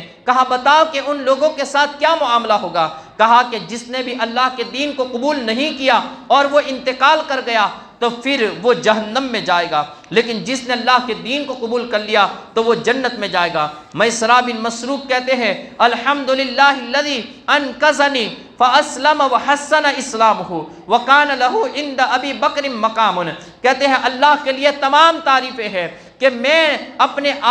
نے اپنے آپ کو آتش جہنم سے بچا لیا۔ یا رسول اللہ اپنے ہاتھ کو آگے بڑھائیے اور مجھے اپنے دین کے اندر داخل فرما لیجئے۔ کہتے ہیں حضرت سیدنا ابو بکر صدیق رضی اللہ تعالی عنہ یہ میسرہ بن مسروق کا بڑا ہی احترام کیا کرتے تھے۔ آقا رحمت صلی اللہ تعالی علیہ وآلہ وسلم یہ جن قبائل کے پاس یہ دعوت دینے کے لیے پہنچتے تھے ان قبیلوں کے نام یہ ہیں: قبیلہ بنی عامر، قبیلہ بنی غسان، قبیلہ بنی فزارہ، بنی مرہ، بنی حنیفہ، بنی سلیم، بنی قیس، بنی نصر بن حوازن، بنی ثعلبہ بن عقابہ، بنی کندہ، بنی کلب، بنی حارث بن بنی کعب، بنی عزارہ، بنی قیس بن حتیم وغیرہ، اور بھی جتنے بھی قبائل جتنے بھی لوگ ہوتے تھے آقا رحمت صلی اللہ تعالی علیہ وآلہ وسلم ہر ایک کے پاس پہنچتے اور اللہ کے دین کی دعوت انہیں دیتے۔ نبی پاک صلی اللہ تعالی علیہ وآلہ وسلم کے پیچھے کفار مکہ اس طریقے سے پڑے ہوئے تھے کہ اب جہاں پر آقا رحمت صلی اللہ تعالی علیہ وآلہ وسلم دعوت دینے بھی جاتے تو وہ نبی پاک صلی اللہ تعالی علیہ وسلم کے بیچ میں آڑے آ جاتے، اور اسی طریقے سے آقا رحمت صلی اللہ تعالی علیہ وآلہ وسلم کو یہ مارنے کے بھی اور آپ کے قتل کے بھی یہ پلاننگ بنانے لگے۔ تو نبی پاک صلی اللہ تعالی علیہ وآلہ وسلم نے اب چونکہ سب سے ضروری تھا کہ کوئی ایسے قبیلے کی پناہ تلاش کی جائے، کوئی ایسا قبیلہ تلاش کیا جائے کہ جہاں پر پہنچ کر نبی پاک صلی اللہ تعالی علیہ وآلہ وسلم عام طور پر کھلے طور پر یہ اللہ کے دین کی تبلیغ کا فریضہ یہ انجام دے سکے۔ تو نبی پاک صلی اللہ تعالی علیہ وآلہ وسلم نے اب اپنے طریقہ تبلیغ کو کچھ تبدیل کر دیا، اور آپ نے پھر یہ ارشاد فرمایا حل من رجل یحملنی الی قومہ فإن قریشا قد منعونی ان ابلغ کلام ربی عز وجل۔ کیا تم میں سے کوئی ایسا مرد ہے جو مجھے اپنے ساتھ اپنے قبیلے میں لے جائے جہاں مجھے تبلیغ اسلام کی آزادی مل جائے کہ میں تبلیغ اسلام کھل کر سکوں، کیونکہ قریش ہمیشہ مجھ پر پابندیاں لگاتے رہتے ہیں، وہ مجھے تبلیغ دین کرنے نہیں دیتے ہیں کہ میں اپنے رب کریم کے کلام کو اس کے بندوں تک پہنچا سکوں۔ کہا کوئی مجھے اپنے قبیلے میں لے جائے، لیکن نبی پاک صلی اللہ تعالی علیہ وآلہ وسلم کو لوگ اپنے قبیلے میں بھی نہ لے گئے۔ آقا رحمت صلی اللہ تعالی علیہ وآلہ وسلم اسی طریقے سے آپ مکہ المکرمہ کے اندر اللہ کے دین کی تبلیغ کا فریضہ انجام دیتے رہے۔ آپ ذرا غور کیجئے کہ اس نبی رحمت صلی اللہ تعالی علیہ وآلہ وسلم نے کس طریقے کی تکالیف کو اٹھایا، کیسی کیسی مصیبتوں کو اٹھا کر یہ ہم تک اپنے دین کو پہنچایا۔ اور آج ایسے حالت میں کوئی بندہ اٹھ کر کہے کہ اس نبی کا میلاد منانا یہ کس کتاب میں لکھا ہے، بتائیے کہ اس کے اوپر کتنی لعنتوں کی بد دعائیں کرنے کا من نہیں کرے گا کہ اللہ رب العزت اس بندے کو نیست و نابود فرما دے جس نبی نے اس کے لیے اور اس کے سینے کو منور کرنے کے لیے اور اسے جنت تک پہنچانے کے لیے اس قدر تکلیفیں اٹھائی ہو، جس نے اپنے تمام چین و سکون کو یہ گھر پر رکھ کر وہ لوگوں کے در بدر اور قبیلوں میں خیموں کے اندر، وہ بازاروں کے اندر، وہ دکانوں کے اندر پہنچ رہا ہو اور یہ کہہ رہا ہو کہ اللہ کے دین کو قبول کر لو، رب کائنات تمہیں کامیابی عطا فرمائے گا، اور اس نبی کے میلاد کی باری آئے تو بندہ دلیلیں ڈھونڈتا پھرے۔ آج آپ لوگ ایک اصول کی بات کو بھی سماعت کر لیں کہ بزرگان دین فرماتے ہیں کہ اللہ رب العزت نے اپنے کلام کے اندر حرام اور حلال کو یہ واضح طور پر بیان کر دیا ہے، یعنی کہ جتنے بھی حلال حکم تھے وہ بھی عطا فرما دیے، جتنے بھی حرام حکم تھے وہ بھی عطا فرما دیے۔ اب اگر کسی بندے کو کوئی چیز ناجائز کہنی ہے تو اسے دلیل کی ضرورت پڑے گی، لیکن کسی کو اگر کوئی کام کرنا ہے، اگر وہ نیک کام کر رہا ہے تو پھر وہ حرام کام نہیں ہے جسے اللہ اور اس کے رسول نے حرام نہ کہا ہو، اگر ایسا کام نہیں ہے تو اس کے لیے کوئی دلیل کی ضرورت نہیں ہے۔ آپ ذرا غور کیجئے کہ ہماری اس مسجد کے اندر ایک جگہ ایسی ہو کہ جہاں پر ہمیں یہاں پر کسی کے جانے کو ہمیں منع کرنا ہے تو ہم وہاں پر ایک بورڈ لگا دیں گے کہ اس جگہ پر کوئی نہ آئے، یہاں پر پابندی ہے آنے کی، لیکن کوئی بندہ ایسا کہے کہ نہیں، ایسا نہیں کہ اس جگہ پر بورڈ نہ لگاؤ کہ یہاں پر آنے کی پابندی ہے، بلکہ جہاں جہاں جانے کی پابندی ہے وہاں پر بورڈ لگاتے پھرو کہ یہاں پر آ سکتے ہو، یہاں پر آ سکتے ہو، یہاں پر آ سکتے ہو۔ اب اگر اس طریقے سے جائز چیزوں کے اندر اور جائز راستوں کے اندر اگر آپ بورڈ لگانے چلیں گے کہ ہاں اس میں آ سکتے ہو، یہ راستے کو اپنا سکتے ہو، تو دنیا کے اندر یہ ہزاروں اور کروڑوں بورڈ لگاتے پھر جاؤ گے، لیکن پھر بھی ختم نہ ہونے پائے گی۔ اسی طریقے سے اگر جائز راستوں کے لیے اگر آپ آیتوں کو یا احادیث کو تلاش کرتے پھرو گے تو یہ 30 پارے صرف 30 پارے نہیں 30,000 پارے بھی بنا دیے جائے تو پھر بھی کمی محسوس ہوگی۔ لیکن اللہ رب العزت نے یہاں پر ایک اصول ہمیں عطا فرمایا کہ جائز کاموں کے لیے دلیل کی ضرورت نہیں ہوتی ہے۔ ہاں اگر کوئی جائز کام کو ناجائز کہنا ہے تو ناجائز کام کے لیے دلیل کی ضرورت ہوتی ہے کہ اسے نص قطعی سے ثابت کیا جائے۔ اگر آپ کسی چیز کو حرام کہہ رہے ہیں تو پھر آپ کو دلیل دینی ہوگی کہ آپ کس بنا پر اور کس نص قطعی کی بنا پر اسے حرام کہہ رہے ہیں، ورنہ میلاد منانے والوں کو کسی دلیل کی ضرورت نہیں، ان کے لیے نبی کی محبت ہی کافی ہے۔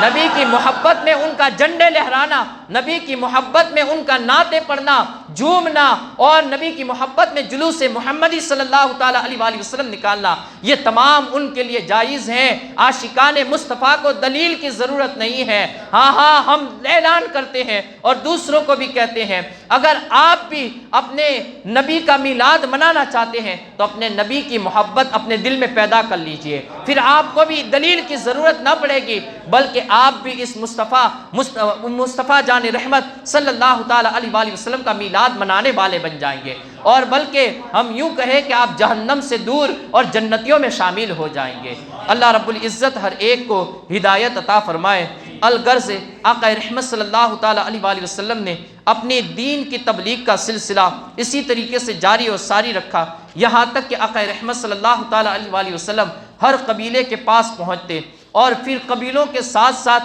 آپ نے وہاں پر جو بازار لگتے تھے، عرب کے اندر عام طور پر کوئی ایسے بازار فکس نہیں تھے کہ جہاں پر لوگ جا کر یہ تجارت کیا کرتے ہو، لیکن حج کے موسم میں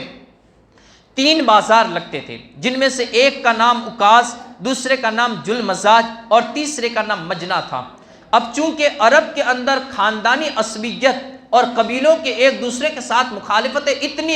اتنی شدید تھی کہ راستے بھی یہ صحیح طریقے سے محفوظ نہیں تھے، یعنی کبھی کوئی الگ وقتوں کے اندر یہ راستوں میں اگر سفر بھی کرتا تھا تو اس کی جان کو بھی خطرہ تھا، اس کے مالوں کو بھی خطرہ تھا۔ تو پھر انہوں نے آپس میں ایک اصول بنایا، ایک قانون بنایا کہ کچھ مقررہ وقتوں کے لیے، جیسے کہ شوال ہے، ذی القعدہ ہے، ذی الحجہ ہے، یہ 3 مہینوں کے لیے یہ تمام کے تمام قبیلے والے اپنی تلواروں کو نیام میں رکھ دیں، اور کوئی بھی کسی پر یہاں تک کہ اپنے باپ کا قاتل بھی سامنے آ جائے تو وہ اس کے ساتھ بھی کوئی معاملہ نہ کرے اور ان کے ساتھ بھی اچھے سلوک سے پیش آئے۔ تو کہتے ہیں یہ 3 مہینوں کے اندر 3 بازار لگتے تھے جو مدینہ مکہ المکرمہ سے ارد گرد میں واقع تھے۔ تو کہا جاتا ہے کہ آقا رحمت صلی اللہ تعالیٰ علیہ وآلہ وسلم ان بازاروں میں بھی پہنچتے تھے، اور بازاروں میں نبی پاک صلی اللہ تعالیٰ علیہ وآلہ وسلم، اب ذرا غور کیجئے کہ نبی پاک صلی اللہ تعالیٰ علیہ وآلہ وسلم کس طریقے سے تبلیغ دین کا فریضہ انجام دے رہے تھے کہ جب بازاروں میں لوگ یہ دکانوں میں مشغول، خریداری میں مشغول ہوتے تو نبی پاک صلی اللہ تعالیٰ علیہ وآلہ وسلم بیچ میں سے نکلتے ہوئے کہتے، یا ایھا الناس قولوا لا الہ الا اللہ تفلحوا، اے لوگو اللہ کہو کہ اللہ کے سوا کوئی معبود نہیں ہے، اللہ رب العزت تمہیں کامیابی عطا فرمائے گا، تمہاری کامیابی اس میں ہے کہ تم اللہ کو اپنا رب تسلیم کر لو۔ کہتے ہیں کہ آپ اس طریقے سے دعوت دیتے ہوئے راستوں کے اندر سے گزرتے جاتے، اور پیچھے سے ابو جہل، ابو لہب، عتبہ، شیبہ، یہ تمام کے تمام لوگ بھی پیچھے سے گزرتے۔ کہتے ہیں حضرت اب امام بہقی نے کنانہ نامی شخص سے روایت کیا ہے کہ رأیت رسول اللہ صلی اللہ تعالیٰ علیہ وآلہ وسلم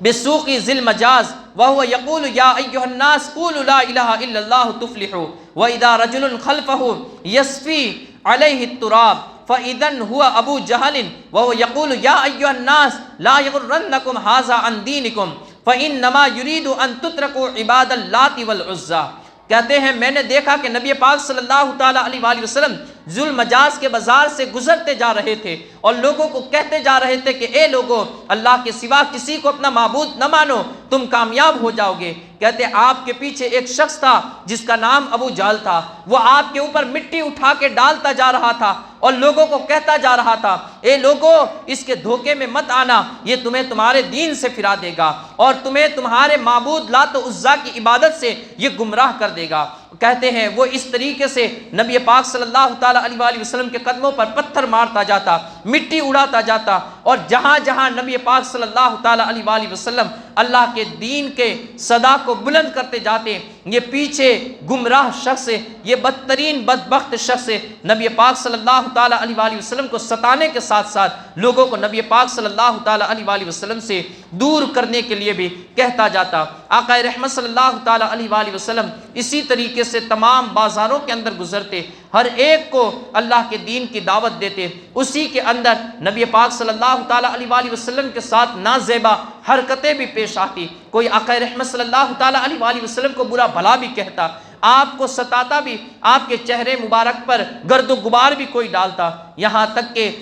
روایت میں آتا ہے کہ ایک دن نبی پاک صلی اللہ تعالیٰ علیہ وآلہ وسلم اسی طریقے سے ایک بازار سے تبلیغ دین کرتے ہوئے آ رہے تھے کہ ایک بچی پانی کا پیالہ لے کر یہ نبی پاک صلی اللہ تعالیٰ علیہ وآلہ وسلم کی طرف بڑھی۔ نبی پاک صلی اللہ تعالیٰ علیہ وآلہ وسلم نے نبی پاک صلی اللہ تعالیٰ علیہ وآلہ وسلم کے ہاتھوں کو وہ دھلانے لگی اور وہ پانی ڈالنے لگی۔ تب اس وقت میں نے پوچھا کہ یہ بچی کون ہے؟ تو پھر کسی نے بتایا کہ یہ رسول اللہ صلی اللہ تعالیٰ علیہ وآلہ وسلم کی پیاری بیٹی حضرت زینب رضی اللہ تعالیٰ عنہا ہیں۔ آقا رحمت صلی اللہ تعالیٰ علیہ وآلہ وسلم نے ان سے ارشاد فرمایا، اے میری بیٹی، اپنے باپ کے بارے میں کوئی برا اندیشہ مت رکھو، اللہ رب العزت تمہارے باپ کو غلبہ عطا فرمائے گا اور تمہارے والد کا دین یہ تمام دینوں پر غالب آ جائے گا۔ آقا رحمت صلی اللہ تعالیٰ علیہ وآلہ وسلم اسی طریقے سے تبلیغ دین کا فریضہ انجام دے رہے تھے۔ اسی کے ساتھ آخری بات کہ آقا رحمت صلی اللہ تعالیٰ علیہ وآلہ وسلم سے جب کافروں نے ایک دن دیکھا کہ نبی پاک صلی اللہ تعالیٰ علیہ وآلہ وسلم یہ کسی بھی طریقے سے کسی کی بھی سن نہیں رہے اور ساتھ میں اپنی تبلیغ دین کا فریضہ یہ پورے طریقے سے انجام دے رہے ہیں، اور پھر آپ کے دین کی دعوت اور آپ کے دین کے اندر لوگوں کی تعداد کا بھی دن بدن اضافہ ہوتا چلا جا رہا ہے، تو ایک دن انہوں نے ایک شخص کو بلایا کہ جس کا نام حبیب یمنی تھا۔ حبیب یمنی، اس کے احسان مکہ والوں پر بڑے احسان تھے۔ حبیب یمنی کو انہوں نے اس غرض سے بلایا کہ وہ آئے اور یہاں پر آ کر وہ ان نبی پاک صلی اللہ تعالیٰ علیہ وآلہ وسلم پر کوئی بات کہے، اور وہ آقا رحمت صلی اللہ تعالیٰ علیہ وآلہ وسلم حبیب یمنی کی بات کو سن کر اس کام کو انجام دینے سے رک جائے۔ حبیب یمنی کو انہوں نے بلایا، وہ بڑا تاجر، بڑا مالدار، بڑا رئیس شخص تھا، اس کی بڑی ہی آؤ بھگت بھی کی گئی،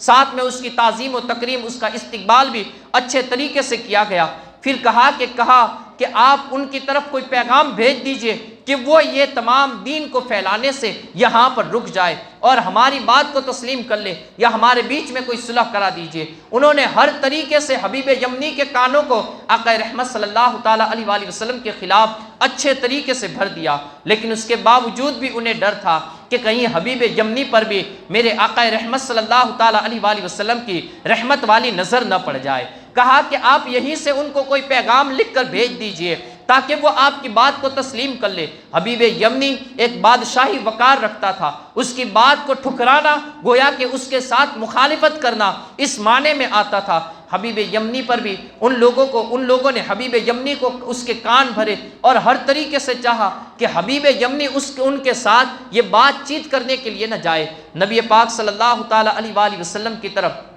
حبیب یمنی نے ایک خط لکھنا، یہ حبیب یمنی کو جب انہوں نے تمام طریقے سے بات بتائی، حبیب یمنی نے کہا کہ میں تم تمام کی بات تو سن چکا ہوں، لیکن جب تک دوسرے فریق کی بات کو نہ سنوں وہاں تک میں کوئی فیصلہ نہیں کر سکتا۔ حبیب یمنی کے اب کہنے پر وہ تمام کے تمام خاموش ہو گئے۔ آقا رحمت صلی اللہ تعالیٰ علیہ وآلہ وسلم کے پاس اب وہ حبیب یمنی اٹھا۔ نبی پاک صلی اللہ تعالیٰ علیہ وآلہ وسلم کے پاس جب وہ جانے لگا تو یہ تمام لوگ بھی ان کے ساتھ یہ جانے لگے۔ اب وہاں پر نبی پاک صلی اللہ تعالیٰ علیہ وآلہ وسلم کے ساتھ حضرت سیدنا ابو بکر صدیق مولا کائنات اور مسلمانوں کا بھی ایک ضم غفیر تھا۔ حبیب یمنی بھی رات کے کچھ حصے کے وقت جبکہ شام ڈھل چکی تھی اور رات کا حصہ شروع ہونے والا تھا، اور یہ وہ رات تھی کہ رات بڑی چمکدار اور 14ویں رات کا چاند آسمان پر چمک رہا تھا، اپنی آب و تاب کے ساتھ پوری زمین کو منور کر رہا تھا۔ حبیب یمنی ایسے وقت کے اندر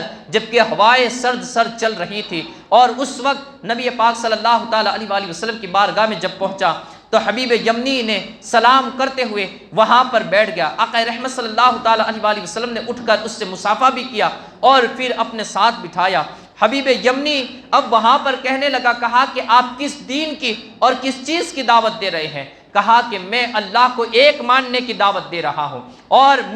میں اللہ کا رسول ہوں، میری رسالت کی تصدیق کرنے کی تمہیں دعوت دے رہا ہوں۔ تو حبیب یمنی نے کہا کہ اگر واقعی میں آپ اللہ کے نبی ہونے کا دعویٰ کرتے ہیں تو آپ کی نبوت کی دلیل کیا ہے کہ اللہ نے آپ کو نبی بنایا ہے؟ تو جتنے بھی آج تک نبی آئے ہیں تو ان کی نبوت کی کوئی نہ کوئی دلیل انہیں اللہ رب العزت نے عطا فرمائی ہے۔ مومنوں قربان جائیے، ہر نبی کی کوئی نہ کوئی ایک دلیل ہوا کرتی تھی، لیکن اللہ نے ہمیں ایسا نبی عطا فرمایا کہ جو کافروں کو کہتا تھا تمہیں کیسی دلیل چاہیے، میں وہ دلیل تمہیں عطا کرنے کے لیے تیار ہوں۔ آقا رحمت صلی اللہ تعالیٰ علیہ وآلہ وسلم نے ارشاد فرمایا، حبیب یمنی بتا کہ تجھے کیسی دلیل چاہیے، تجھے کیسی میری نبوت کی نشانی چاہیے؟ اس نے آسمان کی طرف اشارہ کیا، کہا کہ دیکھو یہ 14ویں رات کا چاند بڑی ہی آب و تاب کے ساتھ چمک رہا ہے، پوری روئے زمین کو منور کیے ہوئے ہے، آپ اسے اشارہ کیجئے، اسے حکم دیجئے کہ یہ 2 ٹکڑوں کے اندر تقسیم ہو جائے۔ نبی پاک صلی اللہ تعالیٰ علیہ وآلہ وسلم نے اپنی صرف ابرو کا اشارہ کیا تھا اور آسمان کی جانب ابھی پورے طریقے سے دیکھا بھی نہ تھا کہ رب کائنات نے اس چاند کو 2 ٹکڑوں کے اندر تقسیم کر دیا۔ اس کا ایک ٹکڑا مکہ کے گرد ایک پہاڑ پر گرا اور دوسرا ٹکڑا مکہ کے دوسرے گرد ایک پہاڑ پر گرا۔ کہتے ہیں کہ پھر میرے آقا نے اشارہ کیا کہ وہ چاند کے 2 ٹکڑے یہ آپس میں جمع ہو گئے۔ حبیب یمنی نے جب یہ دیکھا تو اب وہاں پر اس کے بولنے کی کوئی تاب نہ رہ سکی، وہ اس کے گویا کہ زپاؤں کے نیچے سے زمین کھسکنے لگی تھی۔ نبی پاک صلی اللہ تعالیٰ علیہ وآلہ وسلم کی بارگاہ میں اس نے سوال کیا تھا، کیونکہ میری 2 خواہشیں ہیں، میری 2 باتیں ہیں۔ آقا رحمت صلی اللہ تعالیٰ علیہ وآلہ وسلم نے جب اس کی پہلی خواہش کو پورا کیا تو پھر فرمایا، کہا کہ حبیب یمنی بتا تیری دوسری خواہش کیا تھی؟ اب حبیب یمنی کی زبان بند ہو چکی تھی۔ تیرے آگے یوں ہیں دبے لچے فصحا عرب کے بڑے بڑے، کوئی جانے منہ میں زبان نہیں بلکہ جسم میں جان نہیں۔ وہاں تمام کے تمام حق کا بکا سسردہ اور سکتے کی حالت میں یہ وہاں پر خاموشی کے ساتھ تھے، اس لیے کہ انہوں نے ایسی چیز دیکھی تھی جو آج تک کبھی وہم و گمان میں بھی نہ آئی تھی۔ چاند کو 2 ٹکڑے ہوتے ہوئے انہوں نے اپنی آنکھوں سے دیکھا تھا، تمام کے تمام سکتے کی حالت میں ویسی بیٹھے ہوئے تھے۔ حبیب یمنی ڈرتے گھبراتے ہوئے بولا، کہا یا رسول اللہ صلی اللہ تعالیٰ علیہ وآلہ وسلم اب آپ ہی بتا دیجئے کہ میری دوسری خواہش کیا ہے؟ نبی پاک صلی اللہ تعالیٰ علیہ وآلہ وسلم نے فرمایا، ہاں تیری ایک بیٹی ہے جو اپاہج ہے، جو تیرے گھر پر موجود ہے، تو چاہتا ہے کہ اسے شفا نصیب ہو جائے، جا میں نے تیری بیٹی یمن میں ہے اسے وہاں پر شفا عطا فرمائی۔ حبیب یمنی یہ وہاں سے اٹھا اور رات کے وقت وہ گھر پہنچا، کئی دنوں کا سفر طے کر کے جب وہ اپنے گھر پر پہنچا، رات کا وقت تھا، رات کے وقت اس نے دروازے کو دستک دی۔ گھر کے اندر اکیلی بیٹی موجود تھی جو اپاہج تھی۔ اس نے سوچا کہ رات میں دروازہ تو کھلنے والا نہیں ہے، لیکن غرض کے وہ باہر ہی اپنے بستر کو لگانے لگا اور وہیں پر سونے لگا۔ ابھی وہ بستر بچھائی رہا تھا کہ دروازے کے کھلنے کی آواز آئی۔ اس نے جب اس طرف متوجہ ہوا تو کیا دیکھتا ہے کہ بیٹی بالکل صحیح سالم ہے اور وہ سامنے سے لا الہ الا اللہ محمد الرسول اللہ صلی اللہ تعالیٰ علیہ وآلہ وسلم کی تلاوت کر رہی ہے۔ حبیب یمنی نے کہا کہ بیٹی تو یہ کس طریقے سے صحیح ہو گئی اور تجھے یہ کلمہ، تجھے یہ الفاظ کس نے سکھائے؟ کہا کہ اسی آقا نے سکھائے جنہوں نے آپ کو مکۃ المکرمہ میں چاند کے 2 ٹکڑے کرتے ہوئے دکھائے تھے۔ کہا کہ اسی آقا نے مجھ پر وہ رحمت والی نظر فرمائی کہ یہاں پر آ کر مجھے صحیح سالم بھی کر دیا اور ساتھ میں مجھے اپنے دین کی دعوت بھی پیش کی۔ یہ میرے آقا رحمت صلی اللہ تعالیٰ علیہ وآلہ وسلم کا معجزہ تھا، جو آپ نے ہجرت کرنے سے روایتوں کے اندر آتا ہے 5 سال پہلے یہ معجزہ کافروں کو دکھایا تھا۔ اور ایسے کئی بے شمار معجزات ہیں جو اللہ کے پیارے رسول صلی اللہ تعالیٰ علیہ وآلہ وسلم نے اپنے دین کی تبلیغ کے لیے اور اپنے دین اسلام کے خاطر کافروں کو دکھائے، لیکن ان کافروں کی آنکھوں پر یہ پٹیاں بندھی ہوئی تھی کہ انہوں نے اللہ کے دین کو قبول نہ کیا، ہر طریقے سے اللہ کے پیارے رسول صلی اللہ تعالیٰ علیہ وآلہ وسلم کی مخالفت کرتے رہے۔ رب کائنات کی بارگاہ میں دعا ہے اللہ رب العزت ہمارے سننے سنانے میں کسی طریقے کی کوئی خطا لغزش ہوئی ہو اسے اپنے فضل سے معاف فرمائے۔ اللہ رب العزت ہمارا سننا سنانا اپنی بارگاہ میں قبول و مقبول فرمائے اور اس کا بہترین صلہ ہمیں دونوں جہان میں عطا فرمائے۔ وآخر دعوانا ان الحمدللہ رب العالمین۔ السلام علیکم۔